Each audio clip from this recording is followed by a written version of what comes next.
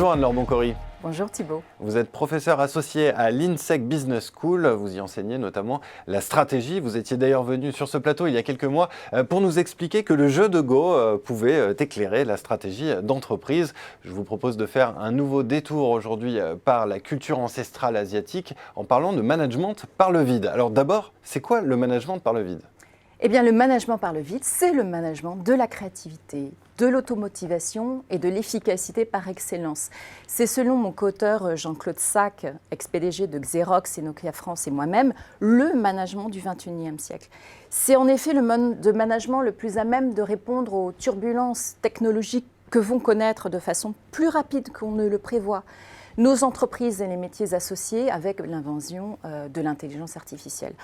Les structures de demain, comme la gestion des hommes, nécessiteront de plus en plus de faire appel à de l'agilité stratégique, de l'agilité organisationnelle et humaine. Et pour être agile, il faut sortir du plein, il faut aller vers le vide, être innovant. Donc c'est le management du XXIe siècle. Alors vous dites effectivement que c'est le management du XXIe siècle, pourtant il n'y a rien de vraiment nouveau puisque, c'est ce que je disais en introduction, cela fait partie, cette notion de vide, elle fait partie de la philosophie ancestrale chinoise, on la retrouve aussi dans la philosophie pré-socratique, pardonnez-moi. Absolument. Pour ces philosophies qui se sont fondées sur l'observation de la nature, qu'est-ce qu'on voit ? Que la nature se nourrit du jeu, du vide et du plein comme moteur perpétuel du mouvement, des cycles, des transformations. Pour les anciens philosophes chinois, le vide n'est pas un manque, il n'est pas une absence, mais c'est un véritable potentiel de développement, une opportunité de vie à saisir. Prenons l'exemple de l'art, des artistes. Avant la comédie humaine de Balzac, il y avait une feuille blanche, à vrai dire des feuilles blanches. Et pour une peinture, un tableau, c'est la même chose. L'artiste est face à du blanc et c'est à partir de là qu'il va pouvoir révéler tout son potentiel.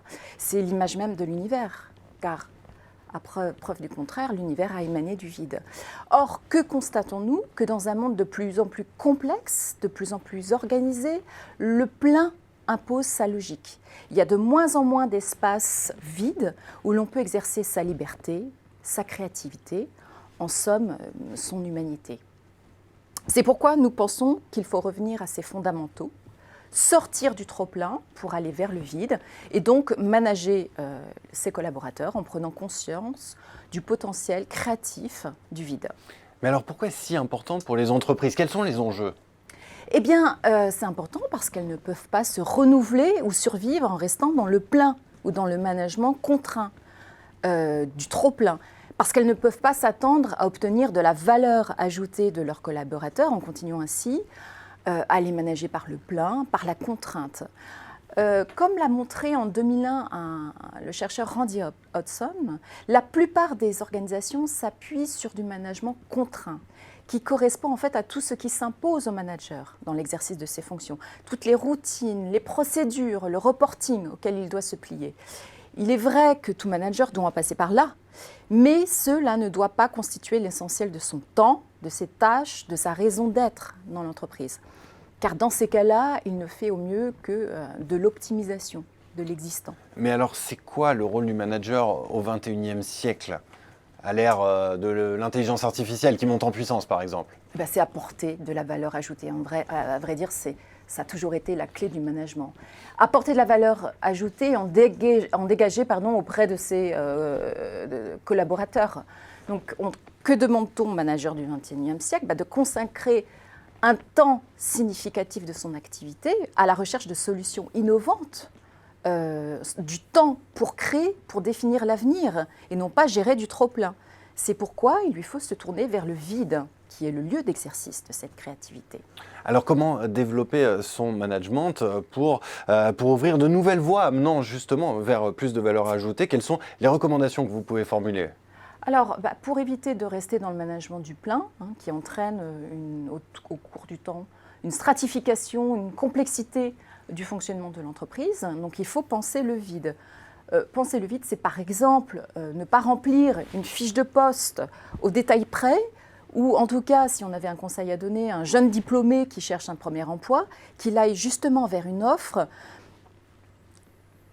pas la carte blanche, pas une feuille blanche, mais qu'il aille vers une offre pour laquelle il n'y a pas de fiche de poste précise, Pourquoi ? Parce qu'il ira vers le vide et à partir de ce vide, il pourra dégager un maximum de valeur ajoutée.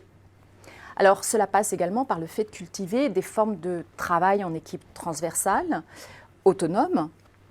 Cela passe par le fait de leur donner, de leur laisser carte blanche.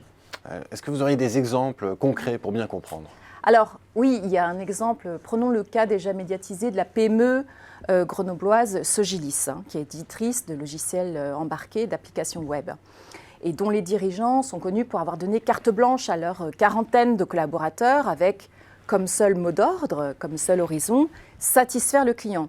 Alors, leurs salariés sont répartis en 2 équipes, une équipe technique, opérationnelle, donc avant tout constituée de développeurs informatiques, et une équipe dite contributive de façon indirecte qui s'appuie, qui regroupe des compétences transversales d'expertise, de design, d'ergonomie, de business development et de fundraising. Et dans cette PME, eh bien, l'aller-retour entre les propositions innovantes des équipes et l'écoute du client est constamment cultivé.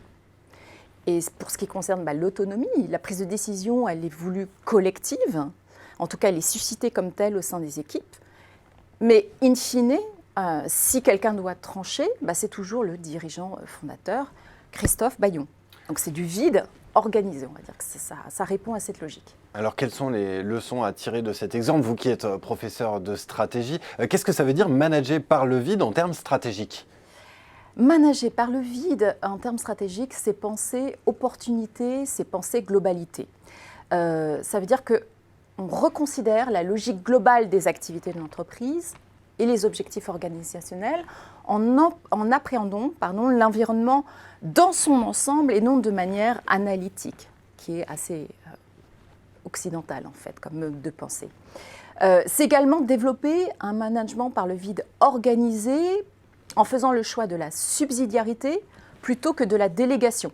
Alors la délégation répond à une logique managériale différente de celle de la subsidiarité, dans le fait que on confie une responsabilité à un collaborateur en lui autorisant à exercer une partie de ses propres pouvoirs pendant un certain temps, laps de temps, dans un cadre limité ou pour une mission particulière.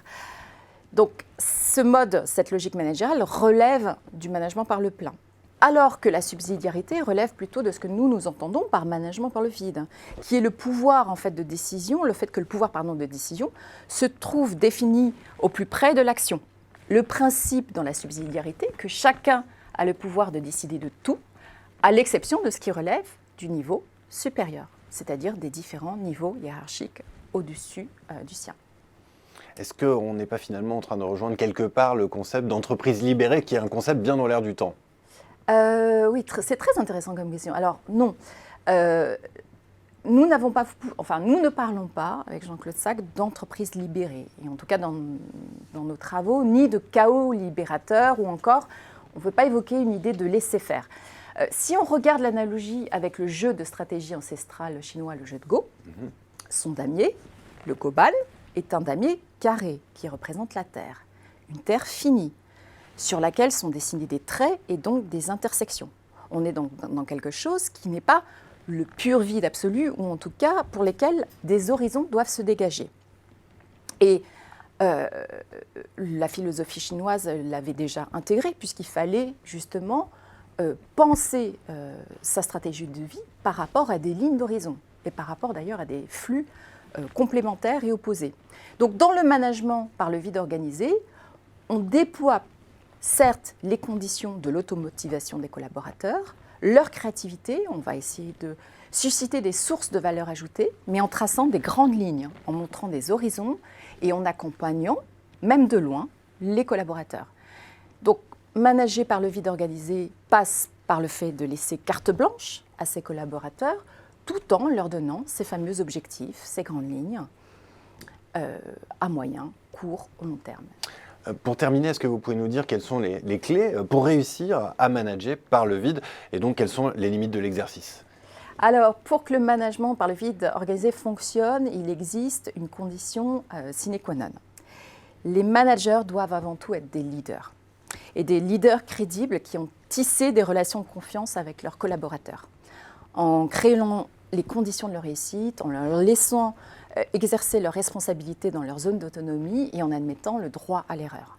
Donc la clé, c'est la présence de leaders en entreprise, plus que de managers. Rappelons juste qu'un manager s'impose par ce qu'il fait, mais le leader par ce qu'il est. Et il tient sa crédibilité des membres du groupe qui lui reconnaissent une autorité. C'est pourquoi nous avions, Jean-Claude Sac et moi-même, conclu dans notre chronique sur le sujet dans Harvard Business Review France que les managers agissent comme des leaders est une condition nécessaire pour envisager un management par le vide organisé. Eh bien, merci beaucoup Anne-Laure Boncory. J'espère que votre intervention fera réfléchir les managers qui nous écoutent sur cette notion de vide à exploiter. Merci encore. Merci Thibault.